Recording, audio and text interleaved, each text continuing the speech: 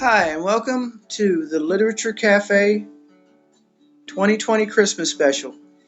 We have one of the co-hosts here, as well as David, Mr. Patrick Michael, doing some music for you. And I'll be doing a poem a little bit later. And thank you, David, for all the wonderful hosting and everybody that joined our program tonight for our 2020 worldwide Christmas show. All right, and now I give you Mr. Patrick Michael. Things may not seem like they're going your way. Wait a while, you'll find it's okay. Somehow time will arrange yourself. You gotta hold the line. You gotta hold the line. Things will change in time. You gotta hold the line.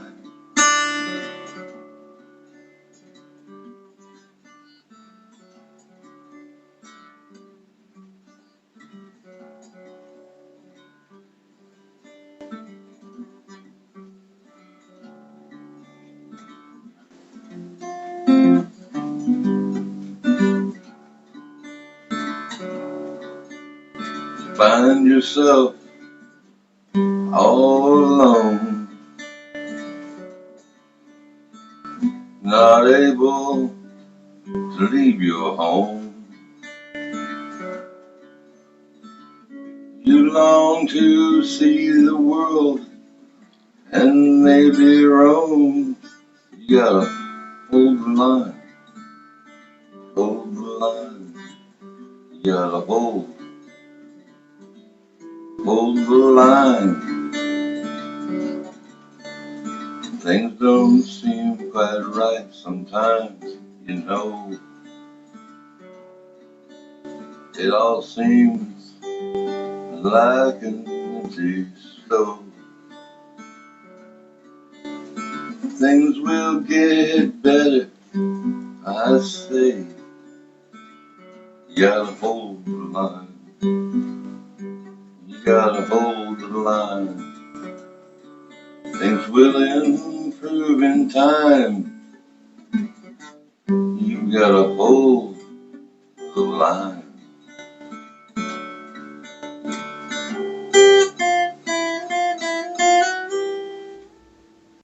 A poem that my father, Rod Angelo Burchette, wrote.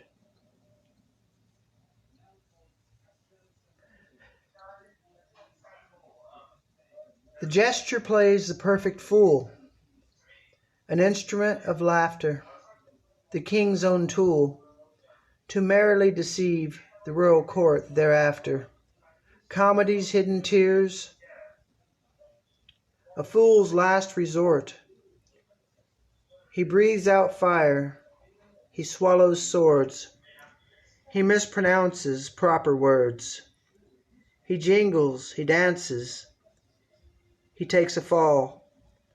On battered sore bones in royal halls, a meager pittance he is paid for the fool that he has played. Rod Angelo Burchette, 9/26/1983.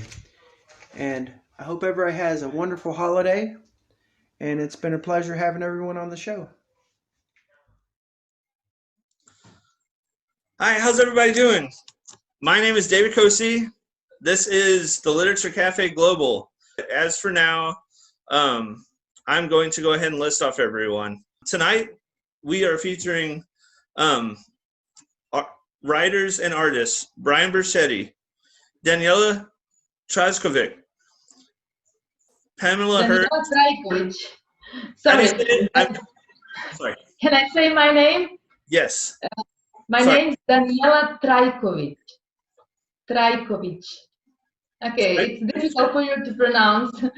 Danijela Trajkovic. I come from Serbia. Thank you very much for being here with us today. Thank you for inviting me. More than welcome. Thank you. And So after so in this order, Danijela's going to start off, and then Pamela Hurst is going to go next. Chris George will go after that. Then we have Laura Dickinson, and then I'm going to say some poetry of my own and maybe do some reading after that. So how about we have about 10 minutes for each reading? Is that enough for everyone, or do we need more or less? No. No. That would be fine. If anybody needs 15 or more, that will be fine too. I'm just thinking if we have like 2 separate parts. Oh, and by the way, I'm going to cut this out of the recording, so don't worry about it. But anyways, I think like as a sort of, you know, average, maybe about 15 minutes at the most, and then we'll go on to the next person, and then we can loop back around afterwards if people want to read again or whatnot. That would probably work out real well. So, okay. Anyways, thank you, Danijela. Would you like to introduce yourself more or tell us more about yourself as a writer? Okay, I live in Serbia.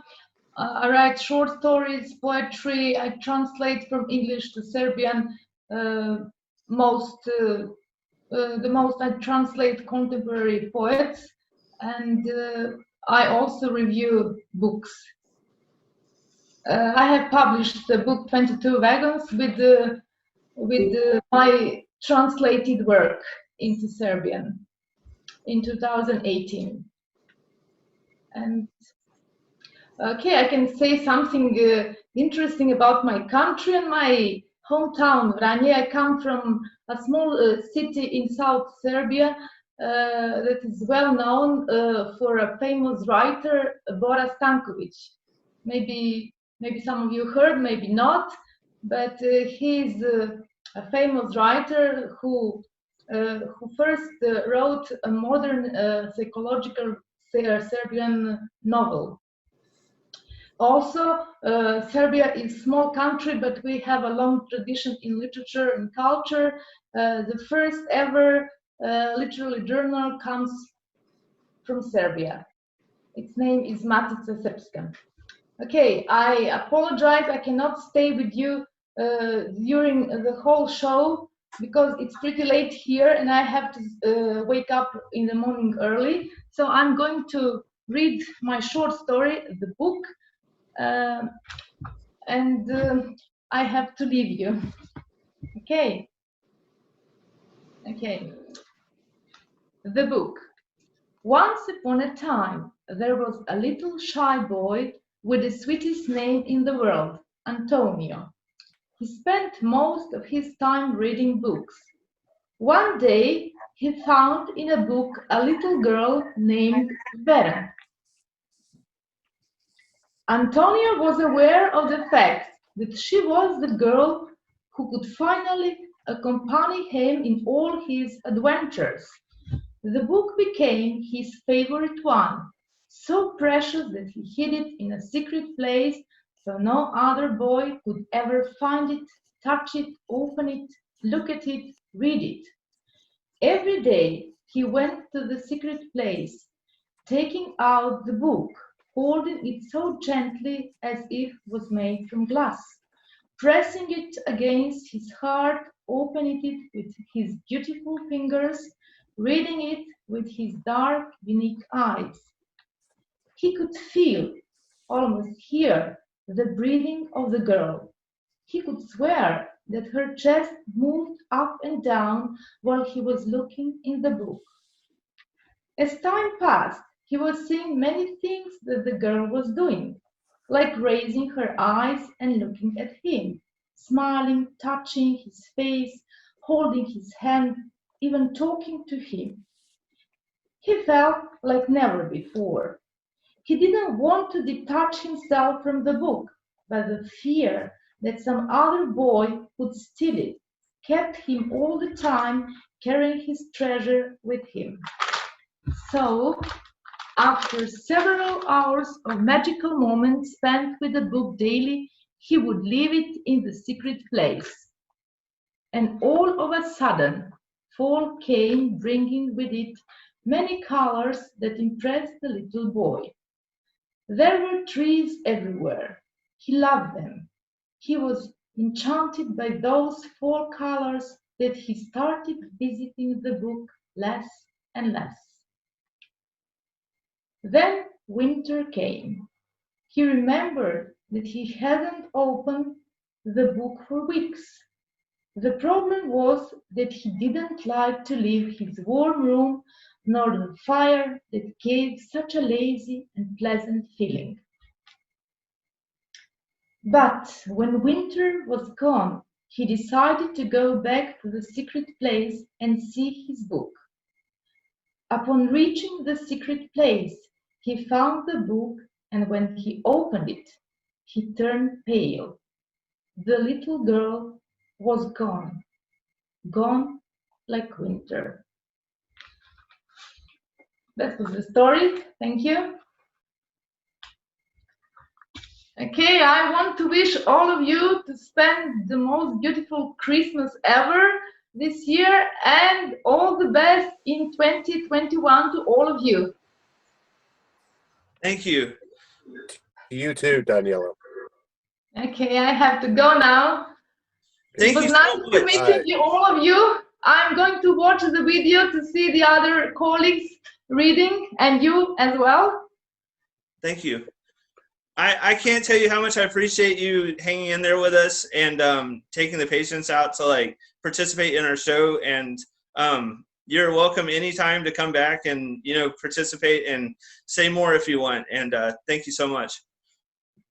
Thank you. Thank you. Bye. Bye-bye. Bye. Bye.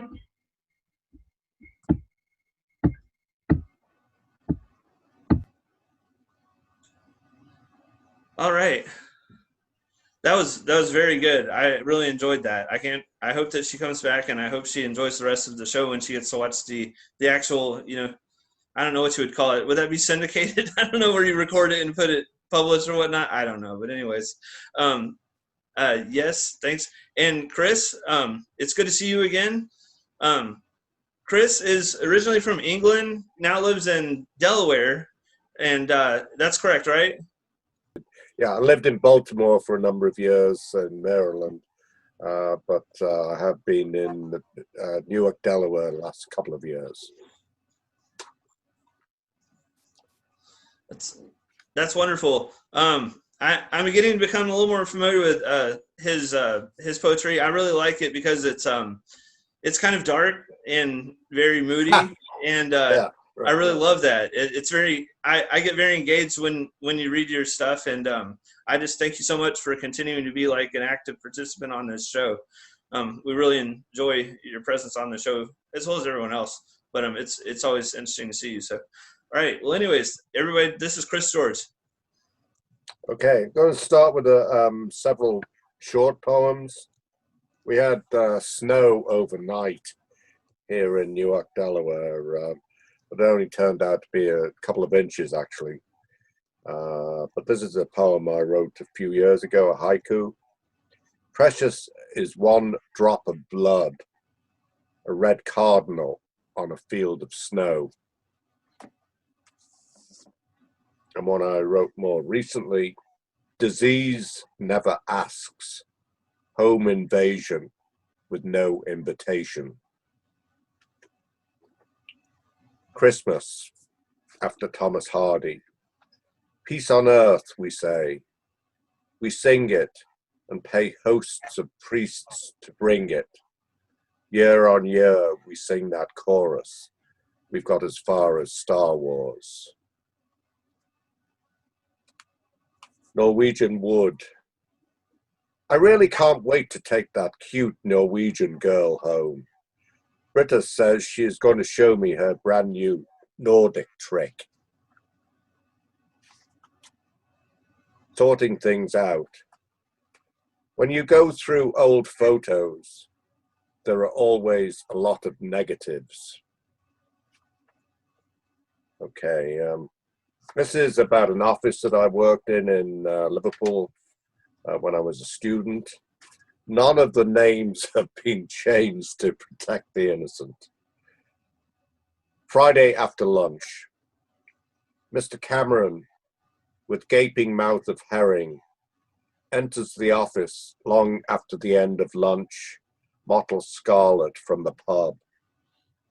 He recovers his littered pew under Webster's methodical glare, while Mrs. Lawson growls with the asthmatic drone of bagpipes. He grins at me, the young apprentice, over half-moon glasses, and I divert quick eyes to desk and lines of refined statistics. Tea time. Mr. Cameron pushes sly fingers into the hole obscured by last year's calendar. Then he splashes steaming tea with scotch. Webster murmurs a sermon as Mr. Cameron stirs up with red eyes, and Mrs. Lawson, smirking, machine guns the room with type. Mr. Cameron sneers at Webster and blasphemes inside his teacup. The afternoon workday slows. Half an hour before closing, Mr. Cameron winks across the desk at me.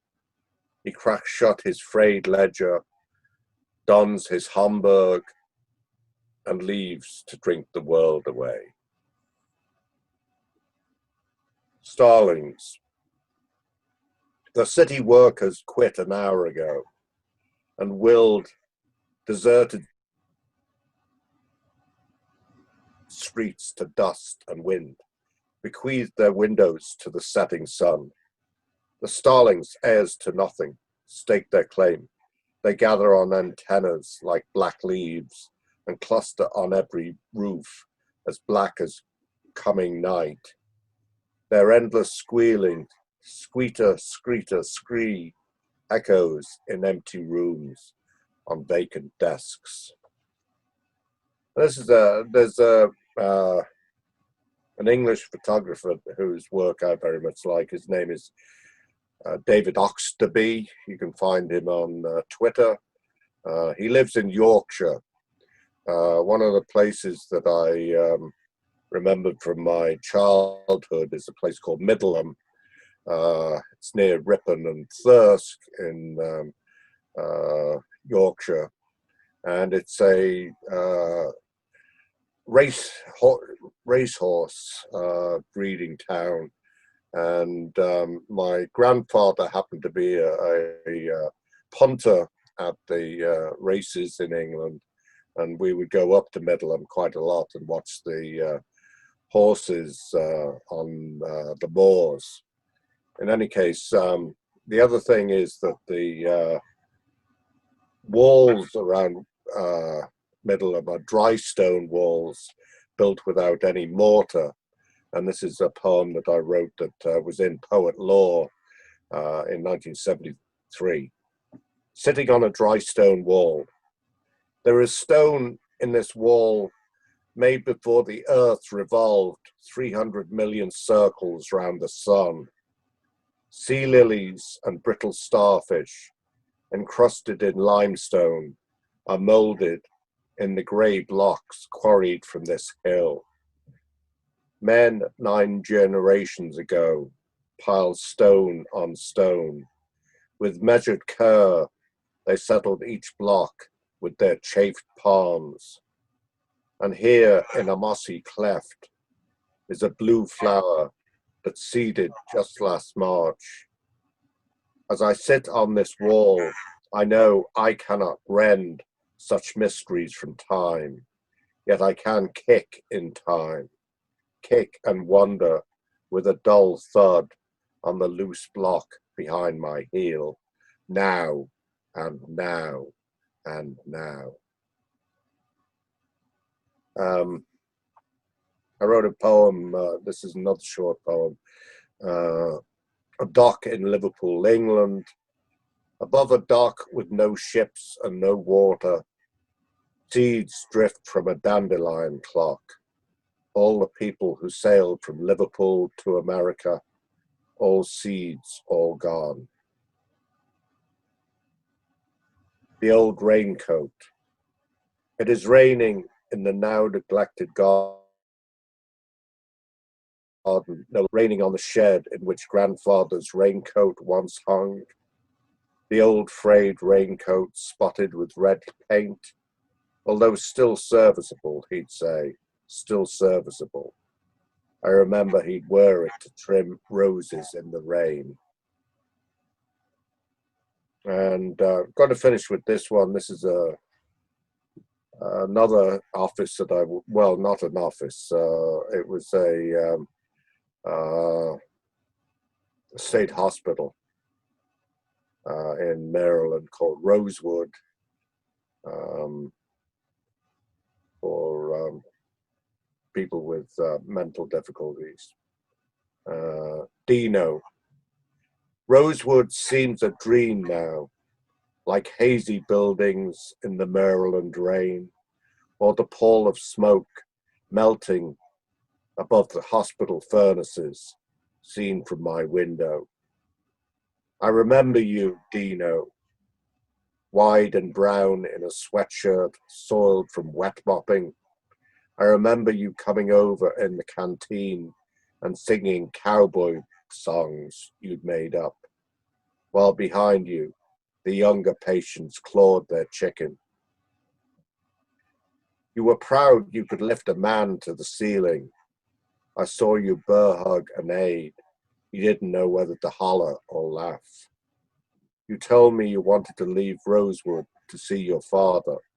Perhaps you knew you never could. You didn't say your dad was in the penitentiary for shotgunning your sister. You remind me of the red kite that was flapping strangled in the telephone wires above this house.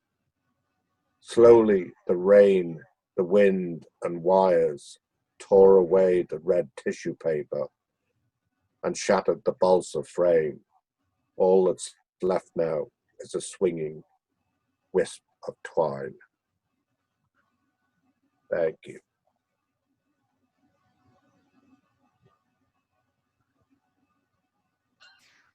Thank you very much, George. That was excellent. I want to know, can you all, hey, Brian. Yes? Say hello. Hello, everybody in the Literature Cafe Global on this festive event. Can you all hear Brian okay? I feel like I'm a, I don't know, some kind of digital ventriloquist or something like that, but. He's still far off in the distance. Okay. That was some wonderful verse, by the way. Yes.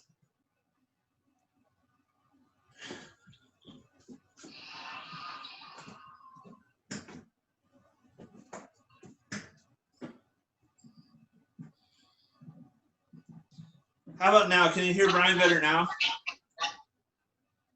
Can you guys hear me now? About the same. Not going to work. David, why don't you just intro the next post? I'm enjoying the show immensely. Okay. Well, we'll just move on. Okay, anyways. Thank you, Chris George. That was excellent. As usual, good job. Thanks again for being on our show. And this here is the host, Brian. So he's trying to be a part of the show. He's normally our host, and we're attempting to get him, active on the show because we're having technical difficulties. But for now, he's pretty much watching the show. So, anyways, you'll usually see him, and he will usually be hosting or whatnot. He's a great host. Anyways, next up, we've got Pamela Hurst. She's going to read some literature. Pamela, what do you have to share with us tonight? Well, I was under the impression the theme was Christmas, so I have a Christmas poem.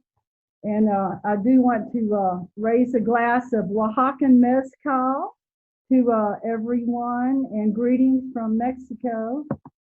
To say just something about myself, I was known in Nashville for 20 years as the godmother of poetry, there as the Beatliks with Beatlik Joe Spear, and I miss those days. Those were some good days. Okay, can you hear me okay? Are we ready to go?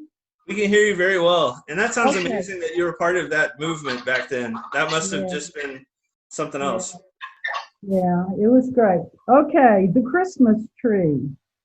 The Christmas after Daddy died, the Christmas tree in our house in 1956 is indicative of a turning point in my life. Daddy was gone. There was a photo in the family album for years of my little sister holding her new doll, standing beside that little tree. It was pathetic, pitiable. It was Mama's idea. Now, we don't need a Christmas tree this year. It's just too much trouble, she whined. Debbie and I pleaded, maybe even cried, until she relented and brought home something that fit on a small table in the living room. It had to be the cheapest tree on the lot and the smallest. Now, one would think a mother in these circumstances perhaps would want to make Christmas a little more special for girls of 6 and 10 who had lost their father less than 6 months before. But not Mama. Lord knows she had the money. She just couldn't be bothered.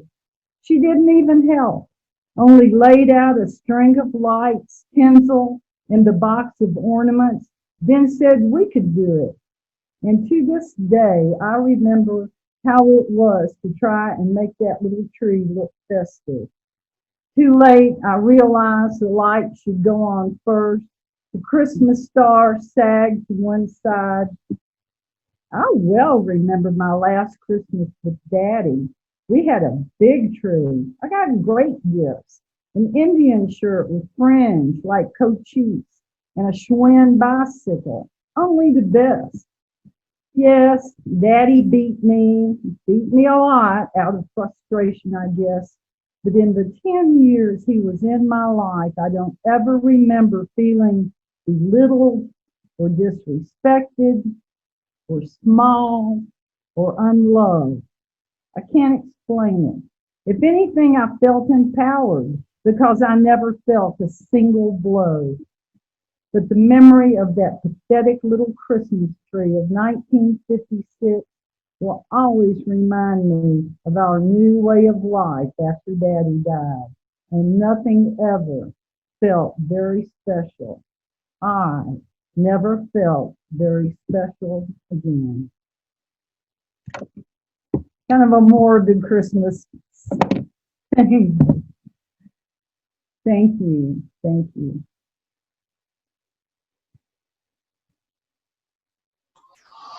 You know, I think that's kind of cool. That it was kind of like a more morbid piece. I mean, to me, life is. I was talking to a friend last night about how life is really. You can't have all the great things without all the hard times as well. You know, yeah, like you have to have it all. It's just you wouldn't appreciate anything if you didn't have the opposite of it. You know, that may not be. I would say it's hard to be gracious under pressure. You know, it's easy to be gracious when the world is, you know, but it's in your favor. But it's hard to be gracious under duress. I get a little bit better at it every day. I don't know. Me personally, that just makes me reflect on myself, you saying that, because, you know, when things get stressful, it's really hard to, keep. I found like one of the things that has helped me be like most successful in life it's not like I've gotten super successful in life. You know, I just have an ordinary job and, you know, I get to do this Zoom meeting and it's pretty cool.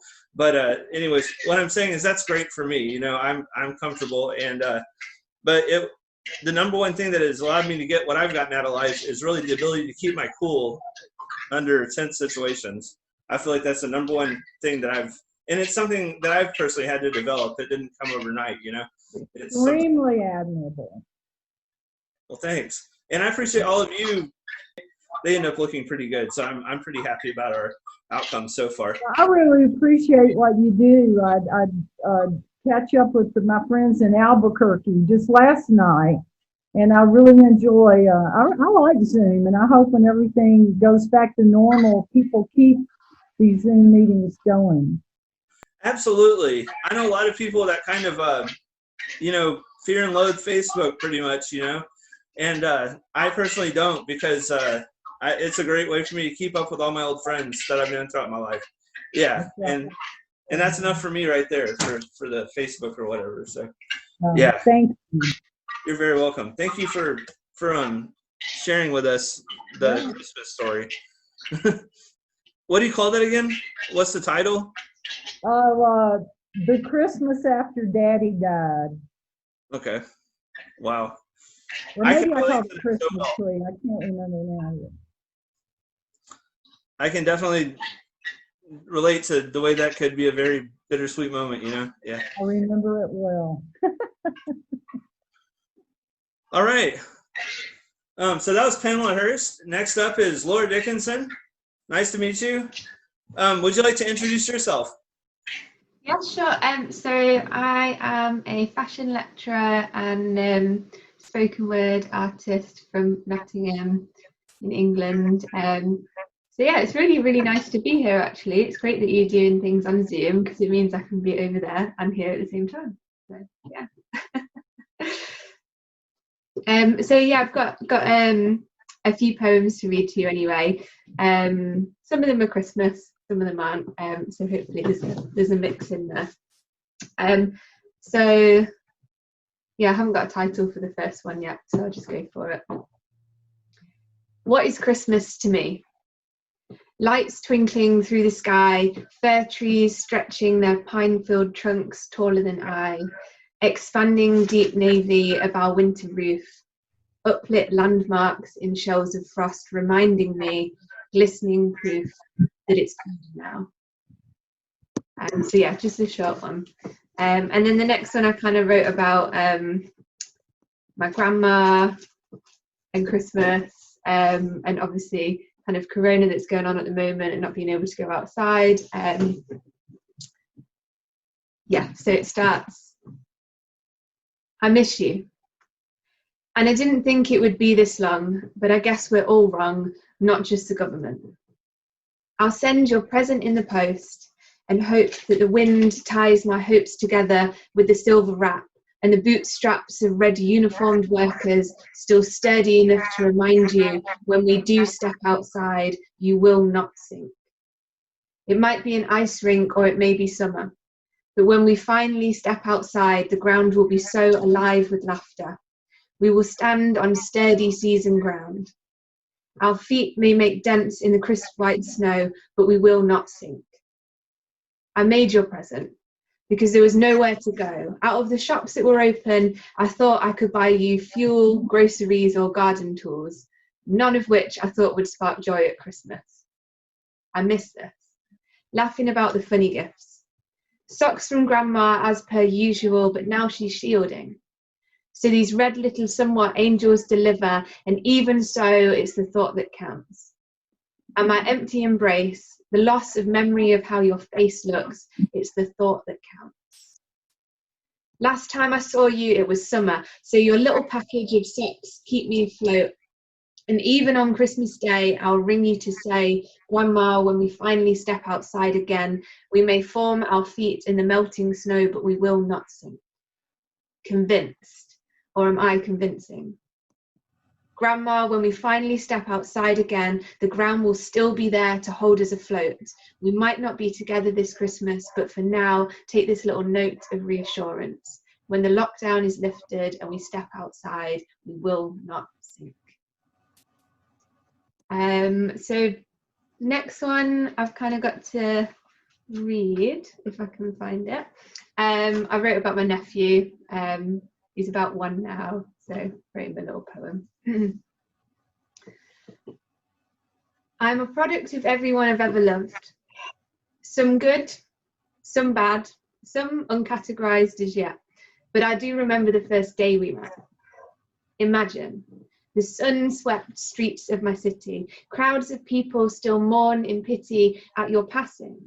But still, we rise from the ashes for a new day when you were born.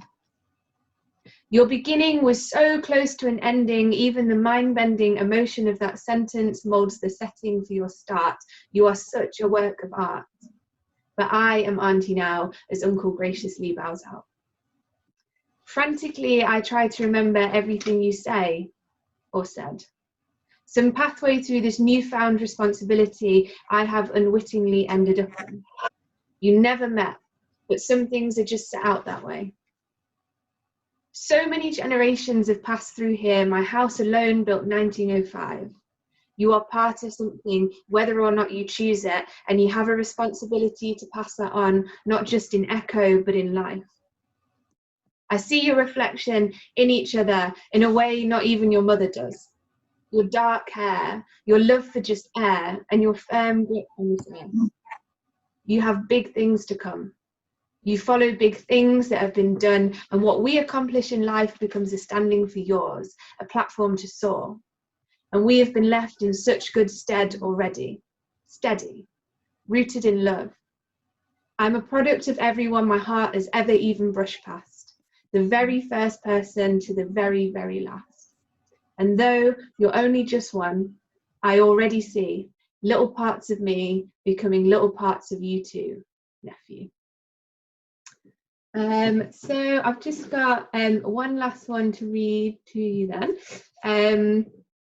Gonna keep with the Christmas theme.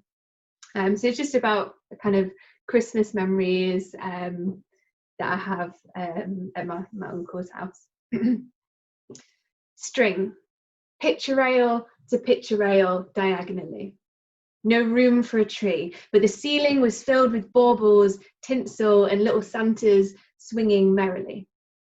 Your left-handed hooks, slightly wonky above the door, your still joyous expression as we both asked, can we put up more?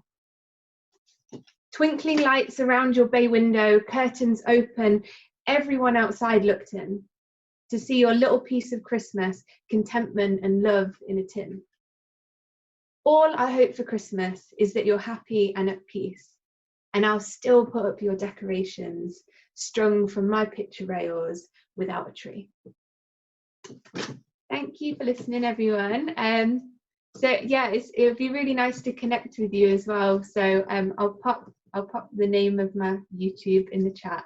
But it'd be nice if we could kind of keep in touch. Please, yes. If you'll put the name of the YouTube in the chat, and when I post this online, it will be on YouTube as well. And I'll make sure I take that link and I put it underneath the video as well. So, perfect. Thank you. Thanks. Francesca, would you like to tell us about yourself? Okay, to tell you about myself. I'm Francesca Kirkpatrick. I have been a member of Literature Cafe Global for over, I guess, a long time. Well, since basically the beginning. We used to meet at Cafe Coco downtown. It was a 24-hour cafe, and we would meet there one Monday a month. I would do a few poems each time, and it was just a great place to meet people. I am a director, and I have a lot of different things that I've done with music people, and I like to connect people. So here I am tonight. I'm kind of a bit shook up because I was in a car accident about two days ago, and I feel a little bit, whatever, but I'm still able to perform something, and so I'm here to delight you guys, and hopefully you'll get something out of what I say. And if I go off the screen, it's just because I'm looking at something I want to read to you guys that's in my notes that are on my phone. So, because I've been trying typically not to grab a hold of the notepad for now, but I'll do something else for now. So, Francesca, I'm really sorry to hear that you were in a wreck. I know those can be really scary and, oh yeah, detrimental. And I have a bleeding disorder it's kind of a rural bleeding disorder called von Willebrand's. It's like hemophilia. So we're still trying to figure out if I'm bleeding internally, but basically I wore my seatbelt, but it went across my chest and left marks across my chest and stomach. So anyway, back to my Christmas miracle.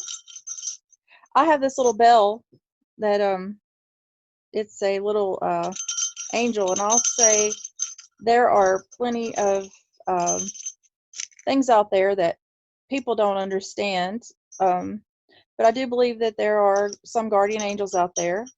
And so I'll sing a little bit because I like to be funny and kind of cheer myself up too at the same time. I cheer you guys up. So, jingle bells, jingle bells. I miss you guys so much. Jingle bells, jingle bells. I can't believe you don't keep in touch. Jingle bells, jingle bells. Please bring home Santa Claus. Jingle bells, jingle bells. I don't miss you. If you're not here, jingle bells, jingle bells. Just bring on the Christmas cheer. Okay, so I have some things that I want to read. That was just one of my little funny things. But I do other writing. So that was just one of my jokes type things. And I want to read some things that I have written for the Christmas holiday. I've had some miracles happen too while I'm looking this up. My Christmas holiday miracle was one year that I begged to meet my dad, and I was glad that I met him because I don't get to see him very much, but I didn't get to see him till I was 18 years old. This is more like around the type of country I grew up in. It's called Winter in the Cabin. So I wrote this about winter and around the holidays. Winter from inside the cabin. I love this winter cabin, safe in the wood inside from the cold. Cook dinner in a pot on the hearth, stew simmering, and cornbread in the oven, gingerbread and sugar cookies. Granny made desserts to share. Cups of warm cider and cocoa placed on the table, steaming. Dreaming of hay rides to feed the animals in the early morning light. Caring and sharing little gifts and games. Feeling warm and safe inside of the cabin by the fireplace. Knowing that I am not alone, I have plenty of things to do. Journaling, drawing, painting out by the fireplace. Suddenly music starts playing around the room. Singing and laughing together, making amazing adventures and relaxation. The list of things to do before we can settle in. Cooking, canning, making candy, candies, quilts, chopping wood for the fireplace. We look at old photographs we make and new ones. I see a snowman out there. The birds are pecking him like a statue he can't move. Oh, and I also saw a bear try to eat his carrot nose. Bear is curious as a bobcat looking for rats. Bear, go back to your cave and hibernate, or Granny will shoot you. There are wolves howling outside over the music.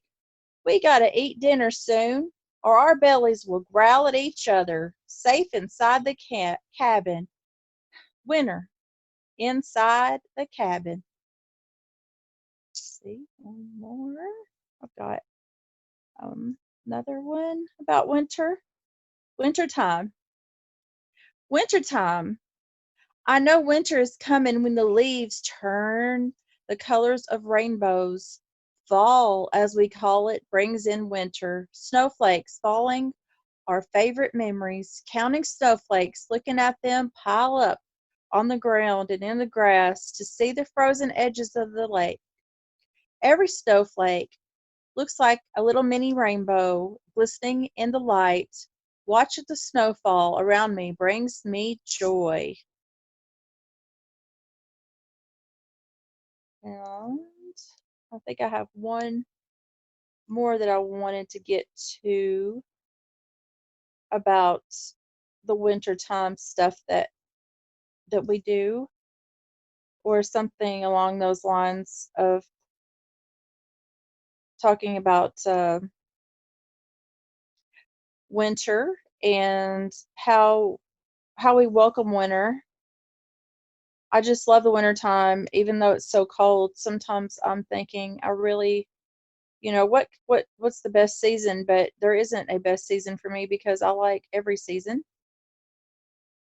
And I have so many little things in here that I would like to share.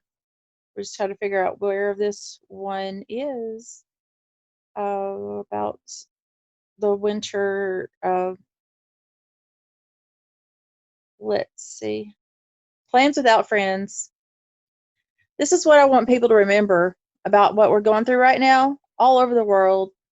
Here are a few little things that you can do with friends, but without friends. So plans without friends for friends. You can make cards, make books, make masks, make food, make drinks, make movies, teach, give hope, show the world you care, pay it forward if you can, understand the sadness, speak up about issues, remember New Year's Day suicides, take faith in your family work, and know your limits, and be limitless if you can. So basically that is, try to come back to you guys here. Yeah, there I am. Hi. Sorry about that. I disappeared for a while, right? You might have been able to see me a little bit, but when I have to go into another screen, I can't read from that screen and also see you guys. So anyways, I hope you guys are full of Christmas cheer, and thank you. You're welcome. Thank you. That was excellent. You know, a lot of things that we've talked about tonight have been kind of bittersweet themes, Christmas themes. I think that's pretty realistic because, you know, Christmas is a great time that we get to be with people, but then sometimes it's a time when we remember people that are no longer with us that we wish we could be with on Christmas. So I really just appreciate everything that everybody wrote tonight. My thing is going to be not necessarily a Christmas poem, but it's going to be a poem that is just about like feelings I have in the winter time. So it's I release my anger, my eyes are frozen, every tear is cold with pain. I'll never come back to a liar laying seeds to grow this place again. Every winter I'm reminded, all these things all born within, a perfect remnant of a life I never want to live again. During harsher times I will remember everything that you showed me, but when it all becomes too overwhelming, I blame you for falling to my knees. It made me see my humanity, aware of what it would take from me. All too real, all an omen, my spirit exclaims defeat. The dreams of mine bring me to conclusion that you hid my world behind illusion. My vulnerable state of desperation is the object of your exploitation. And then it's the next time I become afraid, I remember this voice inside of me. When there's no one else to believe, I'll still be the master of my destiny. I kind of abridged that, but that's kind of the main. It's pretty much just about you know, have gone through a lot of trauma, a lot of trusting in people that let you down, and overall it makes you a stronger person, I guess, if you go through that and learn to break cycles in your life where I was too trusting before, you know, traveling a lot and meeting a lot of people. You know, not everybody is your friend. So, but those things make you stronger. You know, the older I get, the more I really believe like what doesn't kill you makes you stronger. I really feel like it does. And I'm like in my early 40s now. So hopefully I'll continue to feel that way because it helps me process life and stuff like that. But the thing I wanted to read, this is I don't know how I feel about reading this, but I just kind of want to just because I think it's like really funny. It kind of blew my mind that this was in a book. This book is called The Unbearables. It's a book of prose and storytelling and poetry that a lot of these writers date back to like the 1950s, but these may be more modern or less writings, but it was compiled and published in 1995. So back when I was in high school, I found this really interesting. I found it at the Barnes & Noble bookstore, and I just thought it just was fascinating. At the time, I was into like Ginsberg, Kerouac, William S. Burroughs, and stuff like that. So this definitely looked like something I wanted to read.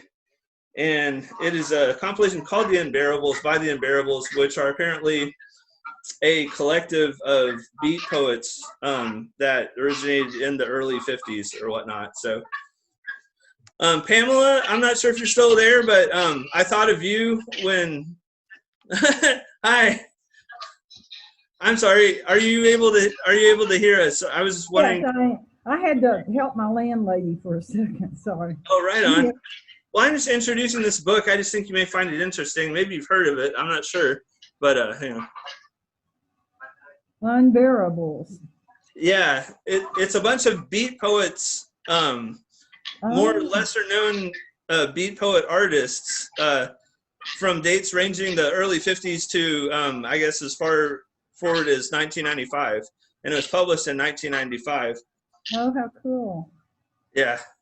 You're going to read from, hey, I want to say something right quick. I don't know, for anybody who knew Cody at the Cafe Coco, he was the guy that booked all the events. Cody, yes, I know him. What about him? He lives in my house. He does? He lives in Beatlick Joe's house. That's awesome. Yeah. Yeah, Cody bought. He liked that. He liked knowing that was Joe's home. Yeah. That's so cool. Oh my God. Yeah. Tell him I said hi. My name's David Koci. I will. I'll have to tell him this is going on. Yeah. Thanks. Yeah, I remember him from high school, actually. That's when I met him. Yeah, it was a while ago. We played a few band bashes back in the day, a long time ago, probably 1995. And then we both kind of like went our different, directions in life. I hung out in one part of town, and he hung out in the other pretty much. So, yeah. But he's always just been great. Super, super wonderful person. It's great that he lives with you. That's cool. He's a wonderful tenant.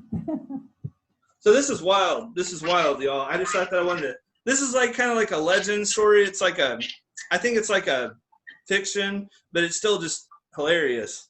I don't know. They don't really tell you whether or not this legend is real, but they call it a legendary story, and it's kind of like one of them believe it or not sort of stories, I guess. So,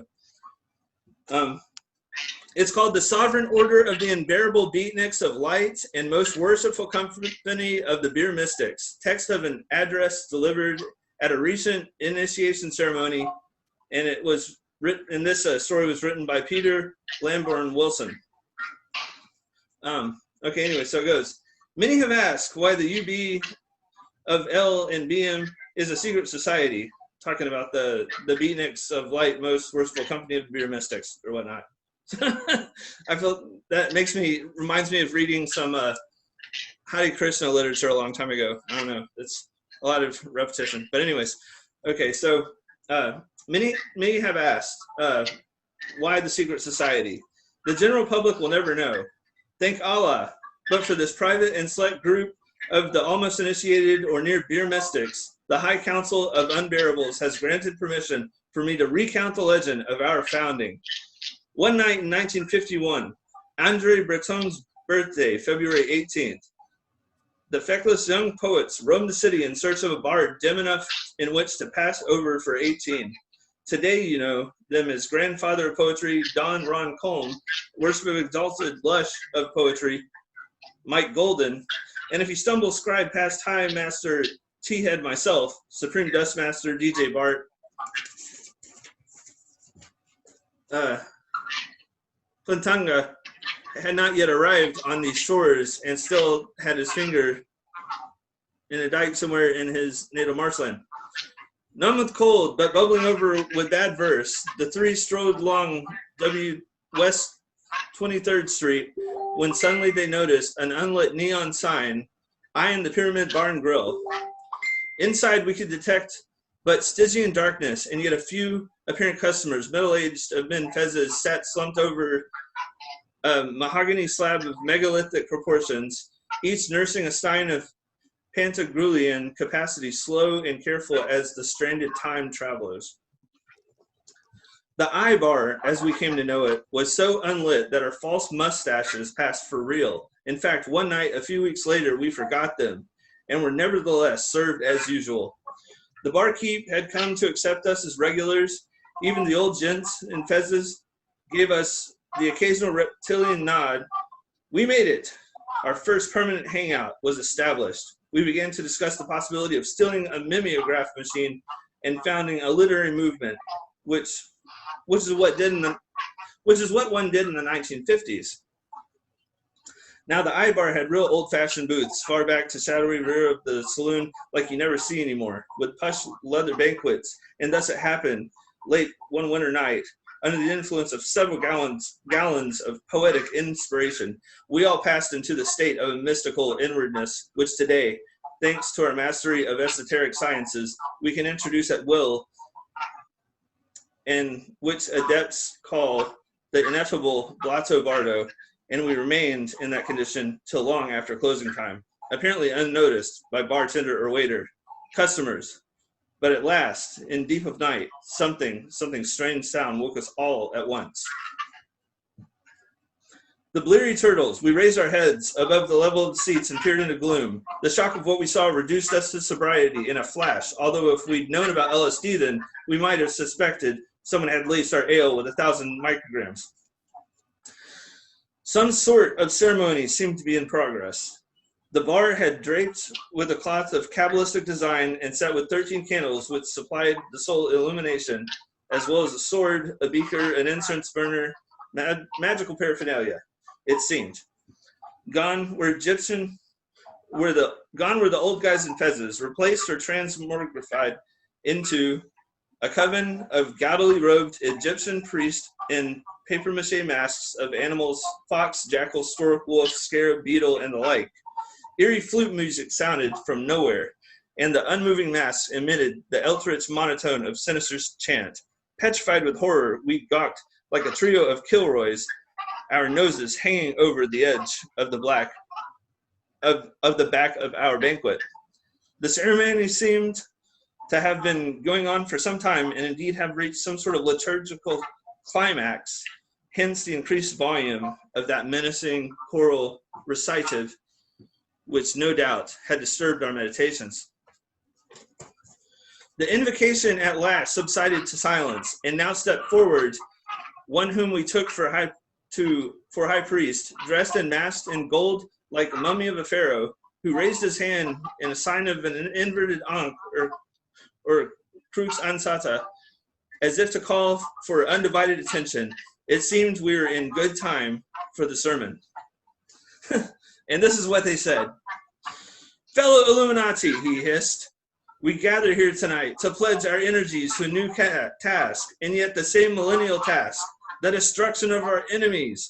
Only the names and strategies change, yet it is the same ancient war. Yes, our foes appear again in a new guise, once again to battle, O mystic brotherhood. And who are the enemies of this time round, you ask? The same as always, the useless, the weak, the would-be defenders of life against our supreme powers of negativity, the nonconformists, the commies, the immoral, whining, fatuous, depraved pretenders to what the cause to which we have sworn eternal enmity. Yes, you know of them. You know of who I speak. The so-called new generation, called the beat, the poets. And here the entire congregation spat in unison upon the barroom floor. Those unbearable beatniks, the high priest screamed. We must exterminate them all. Exterminate, exterminate. The congregation responded in metallic monotone. Very well then, the priest regained his composure. But now you ask, how are we to proceed against these new and already beaten foes? Haha, as he punned. These beer mystics, these hallucinogen-soaked parasites, I shall explain it all. Since we control the mass media, we can see to it that 90% of these worms are never published at all, except in a cheap, mimeographed underground journals. However, should any of them show signs of emerging from obscurity despite our efforts to suffocate them in silence, we shall use the media to destroy them by turning them into buffoons or dangerous maniacs, evil clowns, you might say, in the eyes of the public.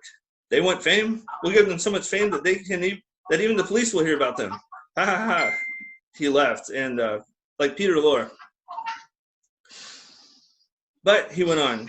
I suppose a few of them germs possess enough perversity to survive our tactics of silence and noise. Never fear. Our supreme council of necrologues has come up with the perfect plan. We call it the deadly embrace of complete acceptance. Our brethren in Washington, that is to say everyone in Washington, are already laying groundwork on this one. We shall set up a new bureaucratic colossus within the government. The blah, blah, blah, the arts fund. We will call it the National Endowment for Culture or something bland like that. Whenever one of these unbearable beatniks begins to slip through our nets, we'll dump a grant on him or her because, you know, some of these creatures are female. Now flies love manure, but this load will land right on their heads. They'll be so gorged on shit that they'll lose touch with their muses, addicted to the drug only we can prescribe. Total acceptance into society and its aesthetic consensus. In other words, hooked on death.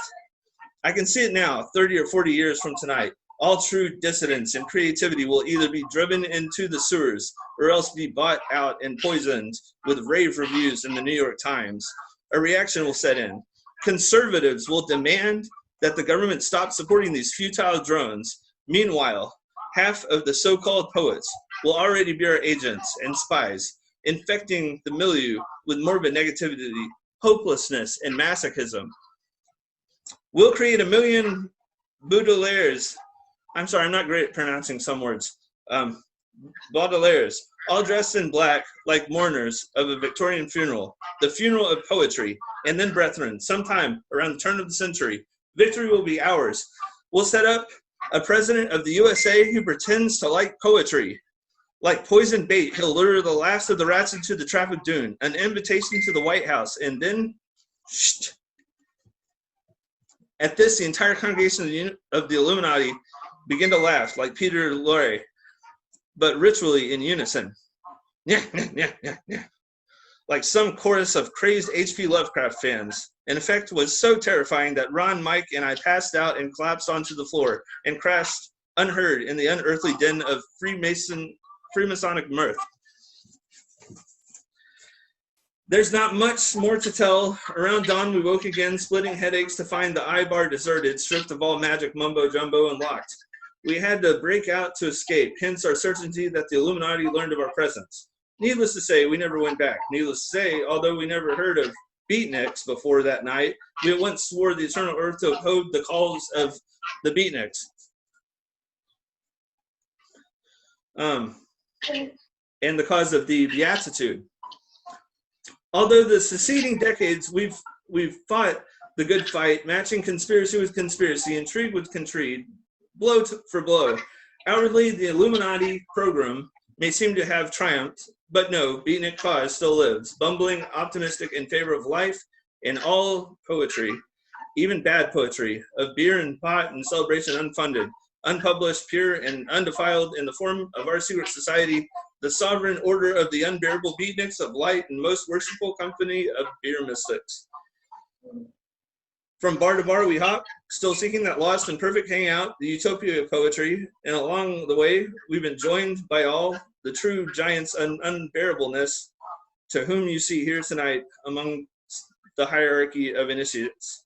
And so before we proceed with the ceremony of induction into the order, let us pause to remember our sacral origins, or our sacred origins in the struggle against oppression, all publicity, and all public acceptance, the true meaning of the origin tale, the mythos of our cult, the legend of the unbearables. So that's that. I don't know what y'all thought about that. I thought it was pretty wild. I just thought it was funny. I mean, these guys obviously have an amazing sense of humor and a great imagination. And if any of that is real, that just is that's pretty amazing that was written in that was written in 1952 by Bart Plantinga. And I don't know, it's just funny because you could say that a lot of this stuff came to pass. I don't know, in my perspective, who knows, but it was cool. Well, thank you very much for hanging in there and listening to me read that. Would anybody else like to rotate back around and say any more words? I have my poem about Allen Ginsberg in Liverpool. I could read that. Sure. talking about beat poets. Wonderful. Allen Ginsberg in Liverpool for Adrian Henry, 1932 to 2000. You took him to the cavern. He jammed with Trevor, drummer with Farron and the Flamingos, chinged his finger cymbals, played Tibetan rhythms. Everyone thought him the gear, the little Jew with the long hair. You said later, he'd talk to anyone at all. He walked down Matthew Street like a bloody saint, holier than Ringo or John, a new messiah, serenaded by fab red guitars, with suitcase-size amps, yeah. And you and McGough were writing bat poems, Batman on the telly, hipper than the Avengers, had yourselves immortalized in front of Cousin's Bakery. Batman cometh with steak and kidney pies, meaty, tasty. You wanted to paint the arrival of Christ into Liverpool, and here was Alan arrived, the little hairy fella in front of the pool graffiti, long live the Pope, King Billy forever, Mick is gear. The breeze off the Mersey lifted his locks as you hustled him from the crack to the fill. Horn of a bibby freighter on the Mersey, more pints and 10 bob notes, ding, ding, ding. He regaled Liverpool as the center of the consciousness of the universe.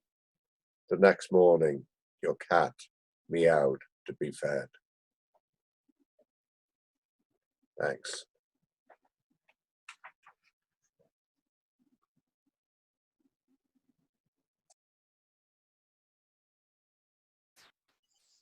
That's pretty awesome. So you wrote that, and it's about hanging out with Allen Ginsberg?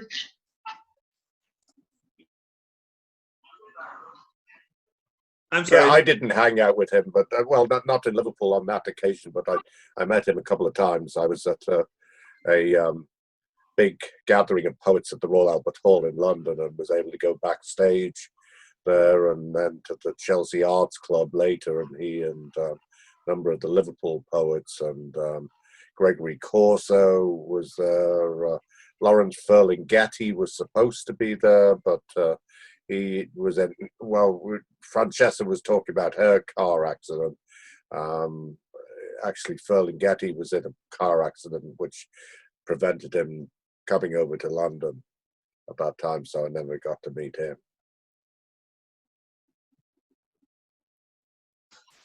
It's really awesome to be able to be a part of this this chat and kind of live kind of like passively and vicariously through your experiences. That's pretty wondrous. I'm really enjoying this. This is cool. Thanks. Great. Yeah. Laura, would you like to read anything else? Thank you very much.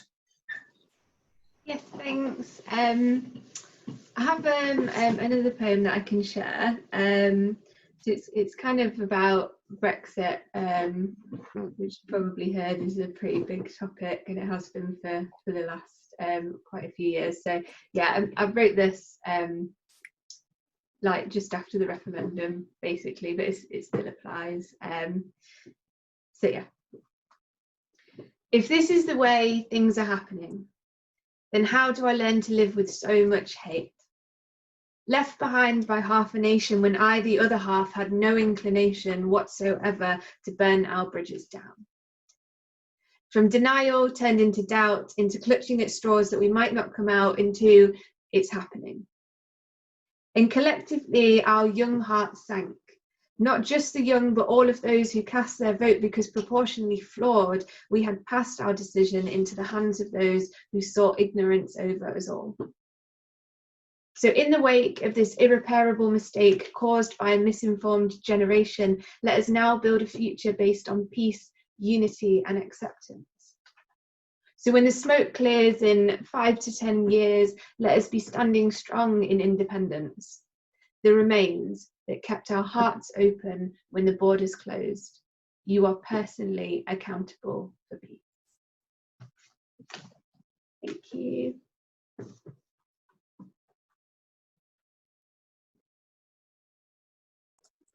You know, it was my impression, much as you say, that the British people really didn't know what they were voting on. Yeah. And if another referendum was held, that they wouldn't vote the same way. But Yeah, 100%. I think there was a lot of conversation around immigration, and a lot of people voted right, for like immigration laws over actually thinking about what a Brexit would mean, you know, what leaving the EU would actually mean. But you know, I work in a university, and it's had massive implications for us. We have a lot of international students. yeah, Particularly the university is in Leicester, so it's a hugely diverse city. So yeah, I think, to be honest, like for me, it's just sad. But unfortunately, that is where we are. So it's just kind of doing what we can for now. But yeah, I think definitely if there was another referendum, I don't think we'd be in this situation now. But yeah, there's just everything's just backed up to the borders at the moment. There's like containers everywhere. So yeah. Well, I know in terms of Northern Ireland, and I have a number of friends in Northern Ireland, that they're worried about the border between the south and the north, and that's one of the implications that nobody really discussed before the referendum. Yeah, for sure. Yeah, it's all a bit of a mess. Yeah.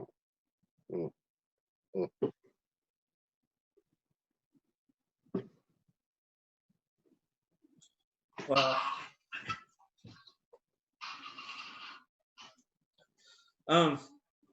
Does anybody else have anything they would like to read? Francesca, would you like to read anything else?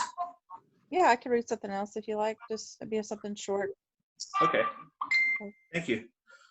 And thank you, Laura. That was awesome. Let's see, we got, I'll put my document up here. One about redwoods. Redwoods make me feel so small, like giants in the forest towering over me. The redwood trees give me a dose of courage, holding my smile as I walk through those huge roots that I once sunk deep in the earth. Fallen trees surround me, others wave to the sky. I can hardly see the sun. The rays' shining lines highlight pine cones twisting and shaping the path where I walk. Even though I am so small, I have a peaceful feeling among the redwoods. This is where I love to spend my time. In a nearby town, people have carved a whole tree into a church. Me, I like to leave them free to grow. I have one more. Let's see. Oh, The Beauty of Souls Dancing. The beauty of souls dancing. When friends die, it is not just grief that fills our mind. It is the memories that flood back into our lives. We search for scraps that they once were to us. Our favorite songs, jokes, places come back to tickle our brains. Bubbles of friends that have passed on float up and pop without warning. Stars twinkle in the night sky, while snowflakes melt in my hair. Butterflies in the field remind us of the beauty of souls dancing. Fields of gold covered in flowers sway softly as the breeze blows.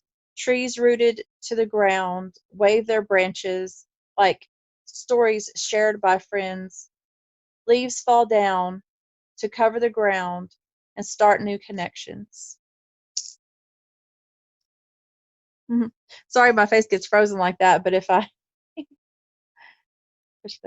thank you.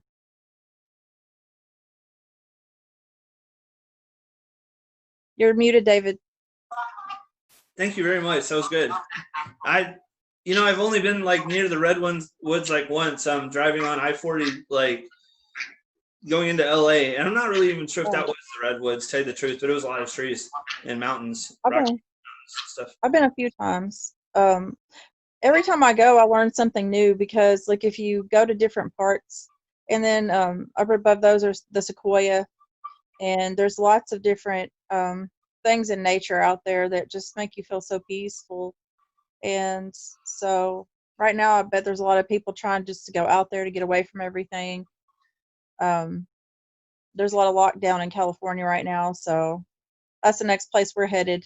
Of course, when we do our poetry stuff, I think somebody else is doing another California thing tonight around 9. But right on. Anyways. Wait, first of all, this is called Ominous Banshees. That's what I called this one. So anyways, it seems like I've been confined in the space for days. My mind is overcome by rushing, crashing waves. Walking by myself, feeling life is but a dream. My heart begins to race when I start remembering the damage that is done. My life I live is unrepaired. It makes for a path that could lead me anywhere. The unforeseen future where I cannot find my role. I've lost too many parts to make me feel like I am whole. Either I stand in resistance or I fall and lose control and shovel all the dirt that it takes to dig a hole. The emptiness and pain of this cord that was severed. I can either wallow in indifference or I can try to stay together. Because energy is stolen and wasted by elites on lives of lavish living, weakening beliefs that ordinary people have invested in their dreams, minds burning out with feelings of defeat. So either I stand in indifference and fall and lose control and shovel all the dirt that it takes to build the hole or dig the hole, and the emptiness and pain of a cord that was severed. I either wallow in indifference or try to stay together. And then I either let go of all the carve my own fate, let go of all the oracles, dissolve the pseudo-wisdom bestowed by conventionals, listen to the silence, and witness inner visuals, and feel the mountains moving in a process that is gradual. So I'll either stand in indifference or I'll stand in resistance, but I will not fall and lose control and shovel all the dirt that it takes to dig a hole, because the emptiness and pain from a cord that was severed, I cannot wallow in indifference. I must stay together. So that's that one. Thanks, y'all. Thank you. Thanks. You're welcome. Thank you. We'll look forward to seeing you next year. Yeah, next year. It's going to be next year. That's going to be something else. I really hope you all show up next time as well. All y'all did so well. We don't have a ton of people. More people. Yeah, but you know what? It's like we don't have a lot of people that participate in these Zoom events that we have. Maybe like 8 or 9 at the most. Sometimes a few more.